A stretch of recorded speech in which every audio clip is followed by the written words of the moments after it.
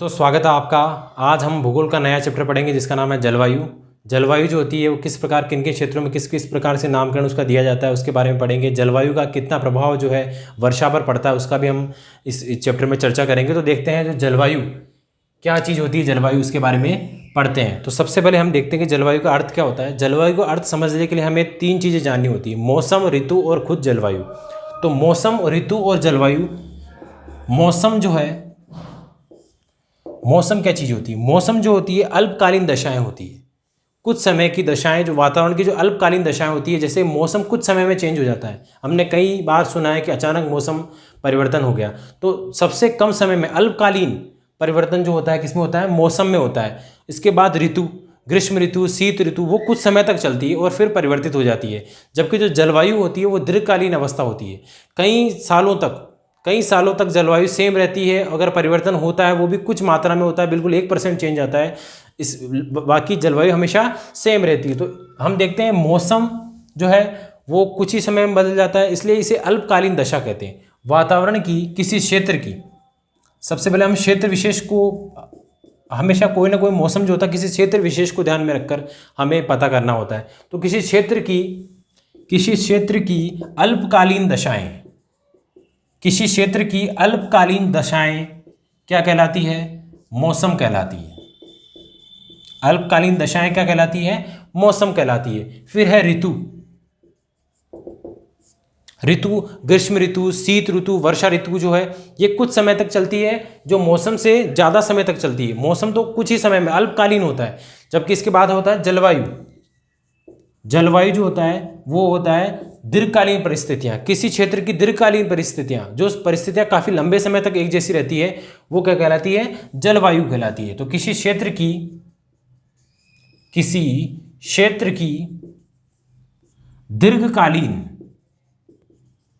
दीर्घकालीन दशाएं, परिस्थितियां क्या कहलाती है? जलवायु कहलाती है। जलवायु कहलाती है। और इन दोनों के मध्य जो समय लगता है, मौसम और जलवायु के मध्य क्या आता है? ऋतु आता है। जैसे ग्रीष्म, शीत, वर्षा ऋतु, ये सब जो ऋतुएं आती है ये इन दोनों के मध्य के समय में आती है। अब बात करते हैं जलवायु जो होता है।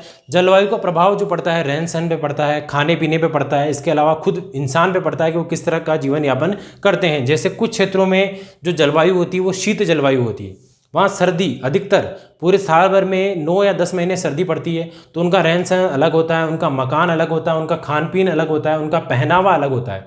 जबकि कुछ क्षेत्रों में गर्मी पड़ती है, जैसे थार के मरुस्थल में आप देखोगे कि अधिकतर समय, साल भर के अधिकतर समय गर्मी पड़ती है। तो वहाँ के लोगों का रहन सहन, वहाँ का जो खेत है, खलियान है, वो अलग अलग तरीके से। तो जलवायु का बहुत प्रभाव पड़ता है, हर व्यक्ति के आर्थिक, सामाजिक हर स्तर पर इस जलवायु का प्रभाव पड़ता है। तो ये हो गई तीन चीज़ें, मौसम, ऋतु और जलवायु। जलवायु क्या होता है? किसी क्षेत्र की दीर्घकालीन दशाएं जलवायु कहलाती है। वहीं मौसम किसी क्षेत्र की अल्पकालीन दशाएं होती है, और ऋतु जो होती है वो कुछ समय बाद परिवर्तित होती रहती है। तो ये हो गई हमारी बेसिक चीज़ें।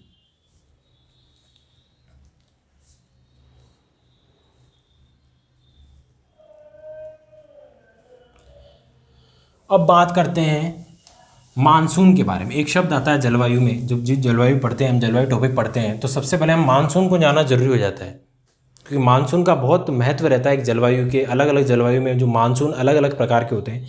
अब बात करते हैं मानसून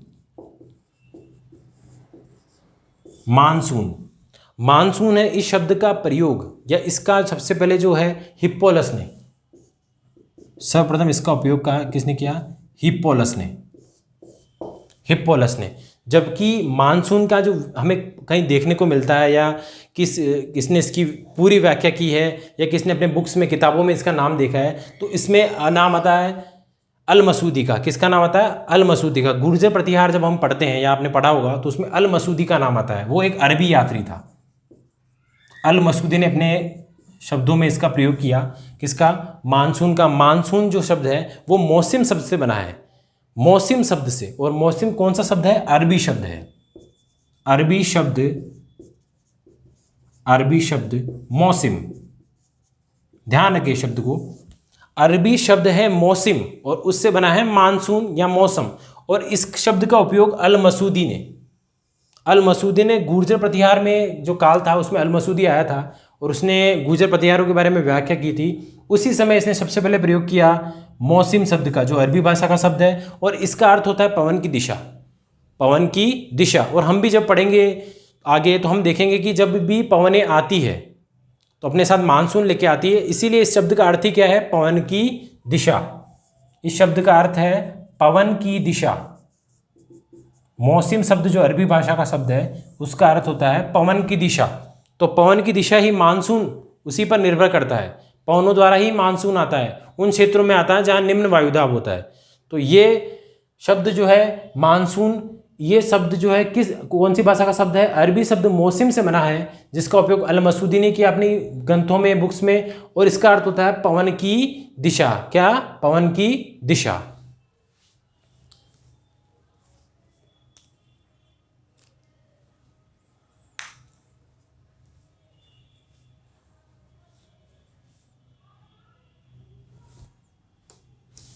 अब बात करते हैं कि जो मानसून किस प्रकार आता है राजस्थान में, ठीक है, उसके बारे में बात करते हैं। उस किस प्रकार से उस मानसून के जरिए या उससे जो प्रभावित कारक है उनके जरिए जलवायु जो होती है राजस्थान में अलग अलग क्षेत्रों में अलग अलग हो जाती है। एक तरफ थार का मरुस्थल है जहाँ की जलवायु बहुत शुष्क है, और एक तरफ पूर्वी मैदानी प्रदेश है, पठारी प्रदेश है, जहाँ की जलवायु कैसी है, आर्द्र जलवायु है।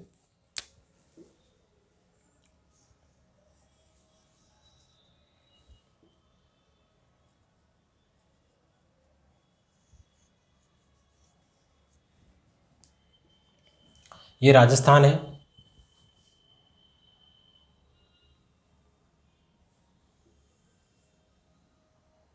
ये अरावली पर्वतीय प्रदेश है। इसकी आकृति आपने हमेशा देखी है और पढ़ी भी है। इसकी आकृति जो होती है ऐसे तिरछी है। अरावली जो है इस तरह तिरछी है, ये उत्तर पूर्व से दक्षिण पश्चिम की तरफ है, इस तरह इसकी टेढ़ी आकृति है। एक मिनट,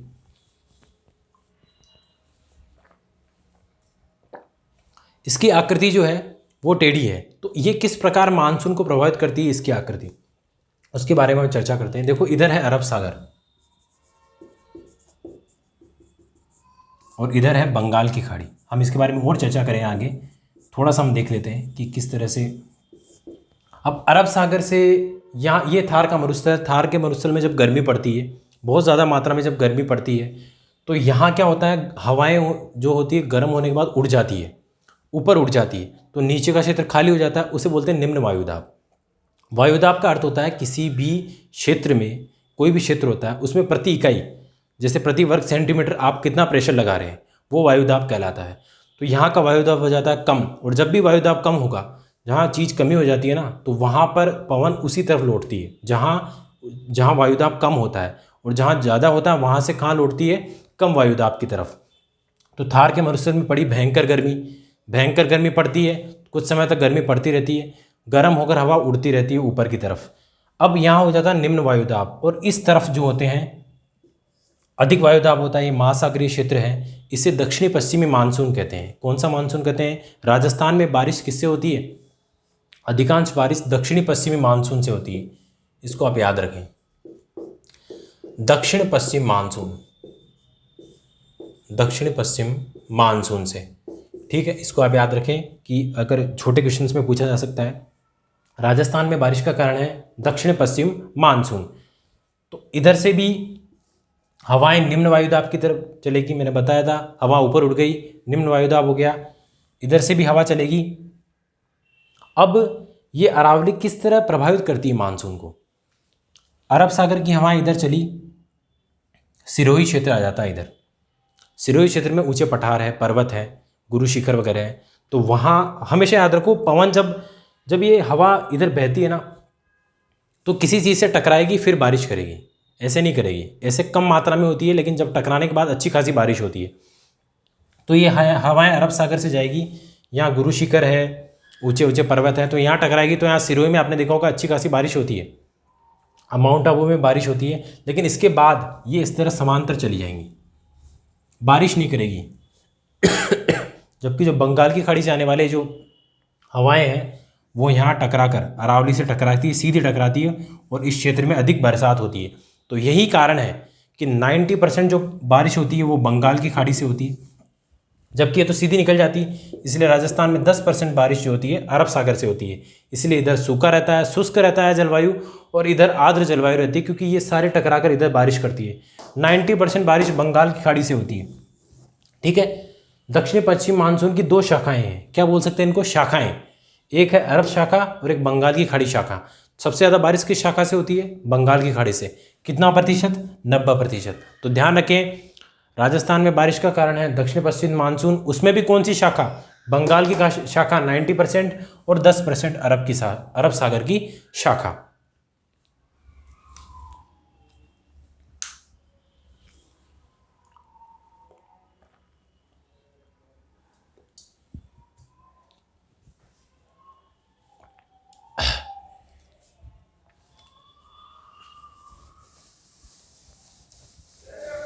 ये हो गया हमारा मानसून के बारे में। अब किस किस चीज़ें, कौन कौन सी चीज़ें जलवायु को प्रभावित करती है उसको अपन देखते हैं। जलवायु को प्रभावित करने वाले कारक, सबसे पहले अक्षांशीय स्थिति, इसके अलावा अरावली की स्थिति,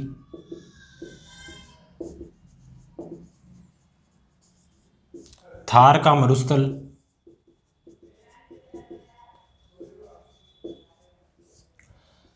महासागर से दूरी, हमारा राजस्थान महासागर से दूर है, उसका भी फर्क पड़ता है।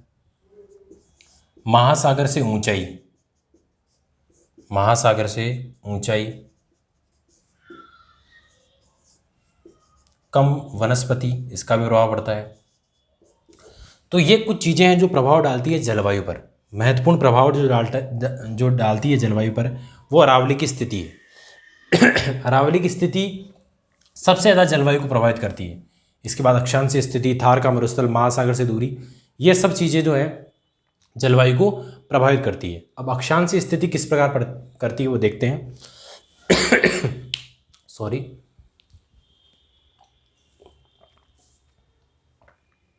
अक्षांशीय स्थिति, अक्षांशीय स्थिति किस प्रकार जो जलवायु को प्रभावित करती है। अक्षांशीय स्थिति से मतलब है राजस्थान जो है किस जगह पर है। हम पढ़ते हैं राजस्थान जो है, देखो ये हम बात करते हैं ये ग्लोब के बारे में। पृथ्वी जो है ये है भूमध्य रेखा, भूमध्य रेखा, इसके ऊपर है कर्क रेखा,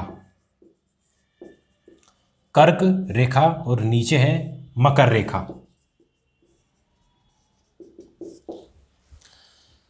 कर्क रेखा, भूमध्य रेखा, मकर रेखा। ठीक है, जय माता दी।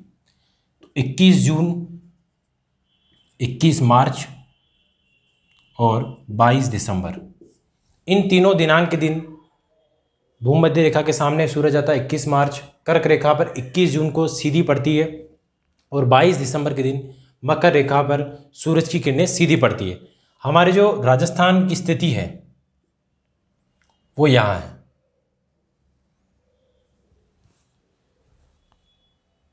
कर्क रेखा बांसवाड़ा से गुजरती है, तो इसका जो भाग है ये यहाँ पर ध्रुव है, इसकी स्थिति जो है वो भी जलवायु को प्रभावित करती है। ये क्षेत्र जो आता है किस क्षेत्र में आता है, शीतोष्ण में।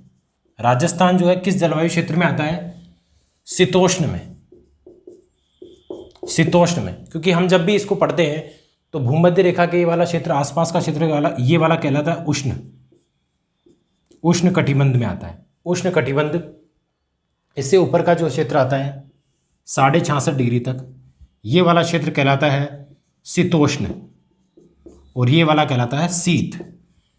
हमारा राजस्थान यहाँ है, इसे कौन सा क्षेत्र कहते हैं, शीतोष्ण कटिबंध, शीतोष्ण कटिबंध। इसके अलावा इसका एक और नाम है उपोष्ण। उपोष्ण इसलिए कहते हैं, उप प्लस उष्ण, उष्ण का मतलब तो ये हमने पढ़ा है, ये उष्ण क्षेत्र है। उप मतलब समीप, किसके समीप, उष्ण, उष्ण के समीप है, इसीलिए इसे उपोष्ण भी कहते हैं। तो कहीं शीतोष्ण आए तो भी सही है, और इसके अलावा अगर उपोष्ण आता है तो ये दोनों सही है। कौन से कटिबंध में है, शीतोष्ण भी है, उपोष्ण भी है। तो सुमेलित करे जो क्वेश्चन आते हैं जिसमें 3 या 4 जो है आंसर सही रहते हैं, उनमें ऐसे क्वेश्चन आते हैं। शीतोष्ण जलवायु भी है, वो भी सही है, और उपोष्ण जलवायु, उपोष्ण कटिबंध है, वो भी सही है। तो हमें ध्यान रखना है, दोनों पूछा जा सकता है। राजस्थान किस कटिबंध में आता है, शीतोष्ण में भी आता है, उपोष्ण में भी आता है। तो इसको आप याद रखें। तो ये हो गई अक्षांशीय स्थिति। अक्षांशीय स्थिति राजस्थान का यहाँ होना भी, क्योंकि ये उष्ण से कुछ ऊपर है तो ये शीत की तरफ है, तो ये भी जलवायु को प्रभावित करने वाला पहला कारक है। तो इसको आप ध्यान रखें, अक्षांशीय स्थिति।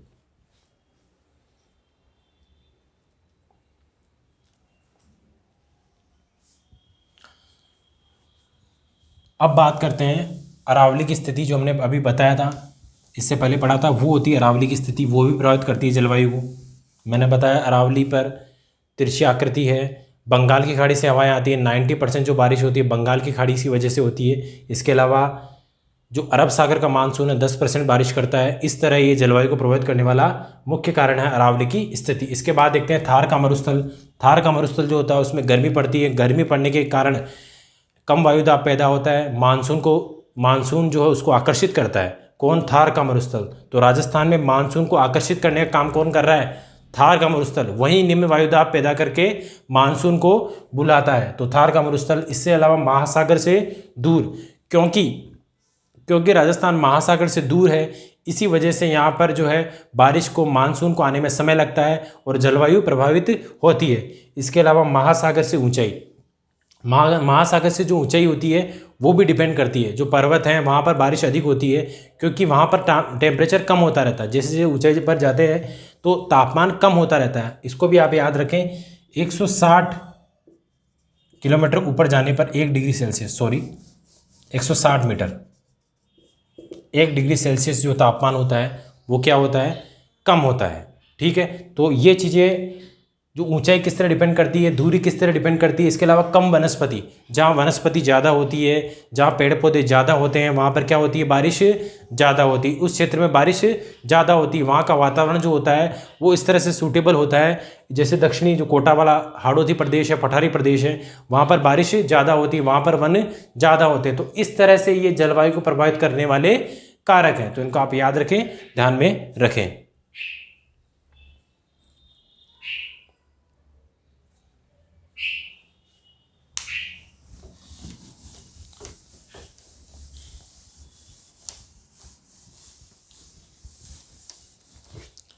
ये राजस्थान की जलवायु को प्रभावित करने वाले मुख्य कारण हैं। इसके बाद बात करते हैं अपन ग्रीष्म ऋतु की। राजस्थान में ग्रीष्म ऋतु,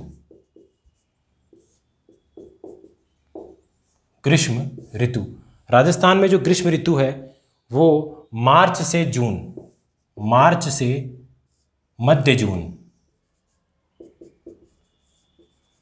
राजस्थान में ग्रीष्म ऋतु कब से कब तक आती है? मार्च से जून तक। सबसे गर्म जिला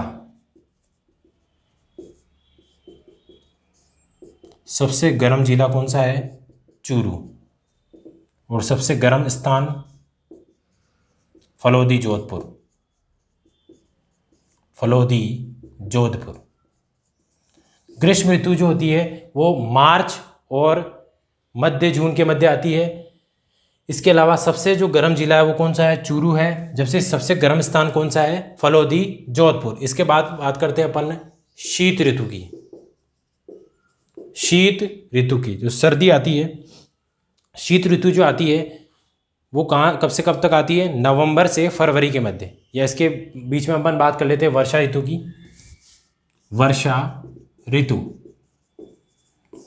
ऋतु जो आती है जून से स्टार्ट हो जाती है, जून से सितंबर तक के मध्य। जून से सितंबर के मध्य क्या होती है? वर्षा ऋतु स्टार्ट हो जाती है। ग्रीष्म ऋतु मार्च से मध्य जून तक रहती है और उसके बाद क्या स्टार्ट हो जाती है? वर्षा ऋतु जून से सितंबर के मध्य होती है। और सबसे ज़्यादा किस महीने में होती है? अगस्त में। सबसे ज़्यादा अगस्त में होती है। सबसे ज़्यादा किस जिले में होती है? तो झालावाड़ जिले में। अगर जिला पूछा जाए तो झालावाड़, अगर स्थान पूछा जाए तो माउंट आबू। स्थान कौन सा है? माउंट आबू। ठीक है, हम वर्षा ऋतु की बात करते हैं। जून से सितंबर के मध्य होती है। अगस्त में सबसे ज़्यादा बारिश होती है। जिला कौन सा सबसे ज़्यादा बारिश होती है? वो झालावाड़ है। जबकि स्थान कौन सा है? वो माउंट आबू। जबकि ग्रीष्म ऋतु में मार्च से मध्य जून के मध्य सबसे ज़्यादा ग्रीष्म ऋतु होती है। सबसे गर्म जिला चूरू है और सबसे गर्म स्थान फलोदी, जोधपुर है।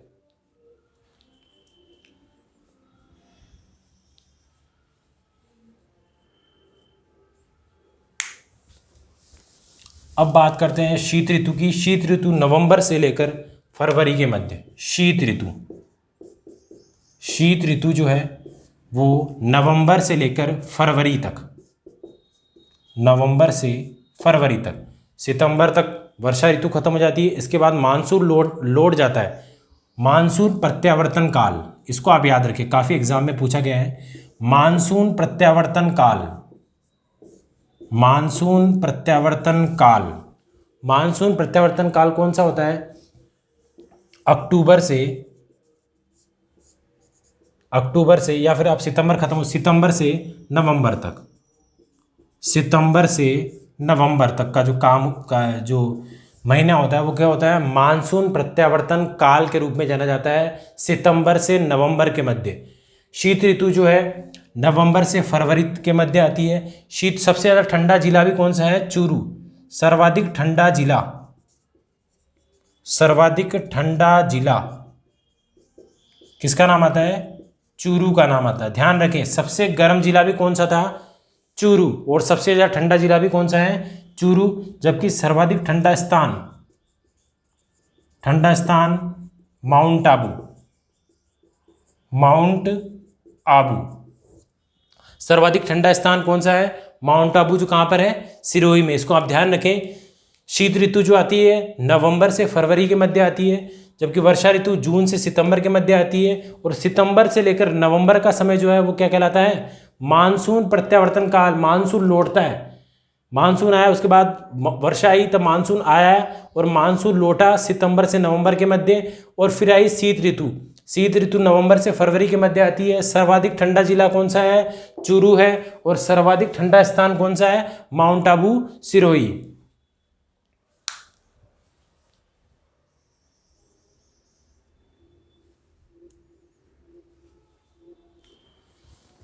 साथ में ये भी देख लीजिए, अभी आपने पढ़ा कि सबसे ठंडा जिला और सबसे गर्म जिला चूरू है। तो वार्षिक तापांतर, इसको भी आप याद रखें। एक तो होता है दैनिक तापांतर, जो हमें काफ़ी लोगों को याद है। साथ में ये भी याद रखना है अपने को, वार्षिक तापांतर। वार्षिक तापांतर सर्वाधिक कहाँ पे होता है? चूरू जिले में। कहाँ पर होता है? चूरू। वार्षिक तापांतर सबसे ज़्यादा किसका होता है? चूरू का, चूरू जिले का। जबकि जो दैनिक तापांतर है, दैनिक तापांतर सर्वाधिक किसका होता है? जैसलमेर का।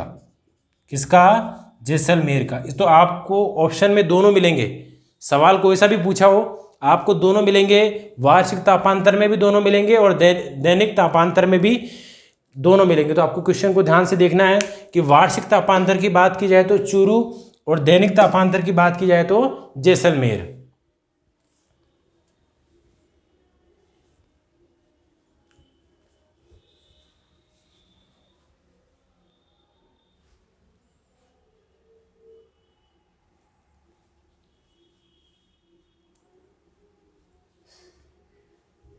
इनको आप ध्यान से पढ़ें, इनमें से काफ़ी क्वेश्चन आते हैं।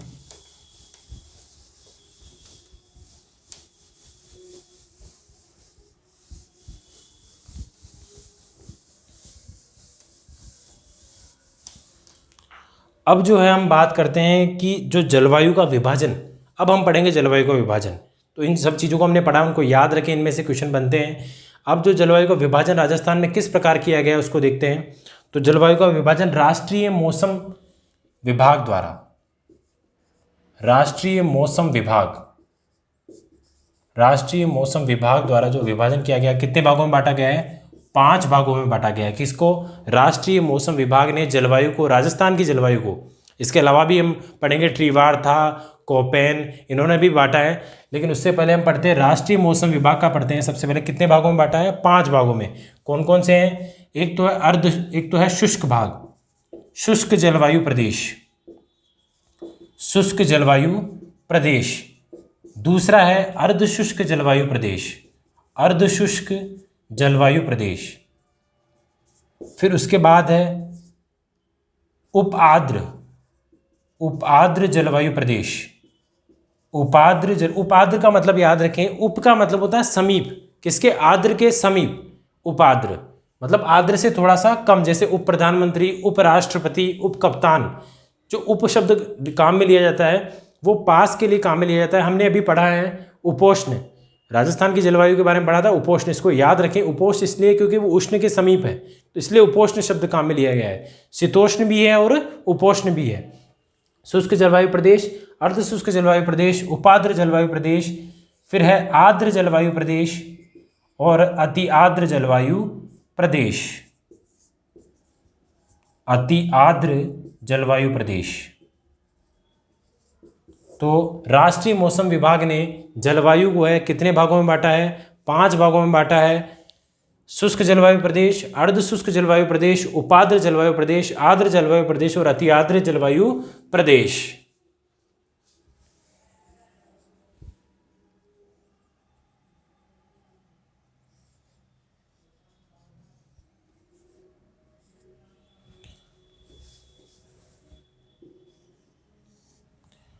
ठीक है, ये वाला जो क्षेत्र आता है पूरा जैसलमेर, इसके अलावा बीकानेर, पश्चिमी बीकानेर के अलावा कुछ जोधपुर का कुछ भाग, इसके अलावा बाड़मेर का कुछ भाग, ये वाला जो क्षेत्र आता है ये आता है शुष्क जलवायु प्रदेश में। किस में आता है? शुष्क जलवायु प्रदेश में। शुष्क जलवायु प्रदेश में। आज मैं इसके बारे में केवल आपको आइडिया दे रहा हूँ, कल इसका अपन अच्छे से इसका विवरण पढ़ेंगे। हम केवल ये बता रहा हूँ कि कौन कौन से क्षेत्र में इसका नामकरण कौन कौन से क्षेत्र में आता है। तो शुष्क जलवायु प्रदेश, ये वाला जो क्षेत्र है जैसलमेर, इसका प्रधान जो प्रतिनिधि जिला, हर एक जो जलवायु प्रदेश है उसमें एक प्रतिनिधि जिला चुना गया है, तो इस क्षेत्र का प्रतिनिधि जिला है जैसलमेर।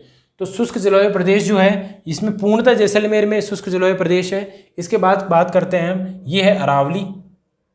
ठीक है, इसके मध्य जो है वो है अर्धशुष्क जलवायु प्रदेश। कौन सा है? अर्धशुष्क। ये वाला जो भाग है ये है अर्धशुष्क जलवायु प्रदेश। इसमें मुख्यतः आप देखोगे बीकानेर का बचा हुआ भाग, जोधपुर, पाली और नीचे जालोर, बाड़मेर का कुछ भाग, ये क्षेत्र जो है किस में आते हैं? अर्धशुष्क में आते हैं। जो शुष्क वाला है उसमें जो जलवायु है जिसमें बारिश होती है 0 से 20 सेंटीमीटर तक होती है, 0 से 25 सेंटीमीटर तक होती है, 0 से 25 सेंटीमीटर तक बारिश होती है। इधर 25 से 40 सेंटीमीटर तक बारिश होती है। ये अंतर है इन दोनों के मध्य। ये जो 25 सेंटीमीटर वर्षा रेखा कहते हैं ये अर्धशुष्क को और शुष्क को बांट रही है। कौन सी? 25 सेंटीमीटर जो वर्षा रेखा, इसको, ये जो 25 सेंटीमीटर वर्षा रहती है, इधर का भाग जो है शुष्क भाग और इधर का भाग अर्धशुष्क भाग, इसको आप ध्यान रखें। तो ये थार के मरुस्थल को बांटती है। मैंने पढ़ाया था भौतिकी में कि थार के मरुस्थल को 2 भागों में कौन सी वर्षा रेखा बांटती है? 25 सेंटीमीटर वर्षा रेखा, 25 इधर कम, इधर 25 से ज़्यादा। तो ये थार के मरुस्थल को, राजस्थान को नहीं, थार के मरुस्थल को 2 भागों में बांटती है 25 सेंटीमीटर रेखा, जबकि राजस्थान को 2 भागों में बांटती है 50 सेंटीमीटर वर्षा रेखा। ठीक है, इनको आप याद रखें। 0 से 25 सेंटीमीटर वर्षा इधर, 25 से 40 जो होती है किस में होती है? अर्धशुष्क क्षेत्र में होती है। इधर प्रतिनिधि जिला है जैसलमेर और इधर है जोधपुर। इधर पूर्णतः मरुद्भिद, जीरोफाइट, कौन सी वनस्पति होती है? जीरोफाइट। और इधर होती है स्टेपी, मतलब थोड़ा सा इंक्रीज हो जाता है क्योंकि थोड़ी ज़्यादा बारिश हो रही है, तो इधर की तुलना में थोड़े से यहाँ पेड़ पौधे अच्छे हो जाते हैं अर्धशुष्क प्रदेश में। अरावली का जो क्षेत्र है वो आता है आर्द्र क्षेत्र में। कौन से क्षेत्र में? आर्द्र जलवायु वाले क्षेत्र में। यहाँ बारिश और बढ़ जाती है, यहाँ 50 से 80 सेंटीमीटर तक बारिश होती है, 50 से 80 सेंटीमीटर तक बारिश हो जाती है। ठीक है, इसके बाद ये वाला जो क्षेत्र है, जो पूर्वी मैदानी क्षेत्र जो आता है, जो भरतपुर है, सवाई माधोपुर है, ये जयपुर, अलवर, ये वाला जो क्षेत्र आ जाता है, ये जो क्षेत्र कहलाता है आर्द्र जलवायु प्रदेश। कौन सा? आर्द्र जलवायु प्रदेश। आर्द्र जलवायु प्रदेश। ये था उपाद्र जलवायु प्रदेश, ये था उपाद्र जलवायु प्रदेश और ये था आर्द्र जलवायु प्रदेश। यहाँ बारिश होती है 80 से 100 सेंटीमीटर। और लास्ट में जो पठारी भाग है, जो कोटा, झालावाड़, बांसवाड़ा, ये वाला जो भाग है ये कहलाता है अति आर्द्र। अति आर्द्र मतलब बहुत आर्द्र है, बहुत गीला है, बहुत ज़्यादा बारिश होती है। और यहाँ बारिश होती है 100 से 150 सेंटीमीटर तक। ठीक है, तो हर एक क्षेत्र में जो है जैसे जैसे जलवायु जो है आगे बढ़ते जाते हैं, जैसे जैसे जलवायु आर्द्र होती जाती है, वर्षा की मात्रा बढ़ती जाती है। तो इन चीज़ों को हम कल और अच्छे से पढ़ेंगे। ये वाला क्षेत्र है ये शुष्क प्रदेश है, जैसलमेर प्रतिनिधि है, जोधपुर, इसके अलावा जयपुर, इस सवाई माधोपुर और ये वाला कोटा। तो इस तरह से विभाजन किया गया है वर्षा के आधार पर। झालावाड़ सर्वाधिक वर्षा वाला क्षेत्र जो जिला है वो कौन सा है? झालावाड़ है। तो इस तरह वर्षा के आधार पर इन जिलों का बंटवारा किया गया है। राष्ट्रीय मौसम विभाग ने 5 भागों में बांटा है। कौन कौन से क्षेत्र हैं? शुष्क जलवायु प्रदेश, अर्ध शुष्क जलवायु प्रदेश, उपाद्र जलवायु प्रदेश, आर्द्र जलवायु प्रदेश और अति आर्द्र जलवायु प्रदेश। तो इनके नाम के हिसाब से भी आप इनको अच्छे से समझ सकते हैं। इसके अलावा बारिश जो है बढ़ती रहती है हर एक क्षेत्र में। और ये हुआ हमारा जलवायु प्रदेश की सामान्य जानकारी। हम इसको और अच्छे से कल बात करेंगे इसके बारे में। इन चीज़ों को आप अच्छे से पढ़ें और ध्यान से इन चीज़ों को पढ़ें। ठीक है, थैंक यू। इस चैनल को सब्सक्राइब कीजिए और शेयर कीजिए। Thank you.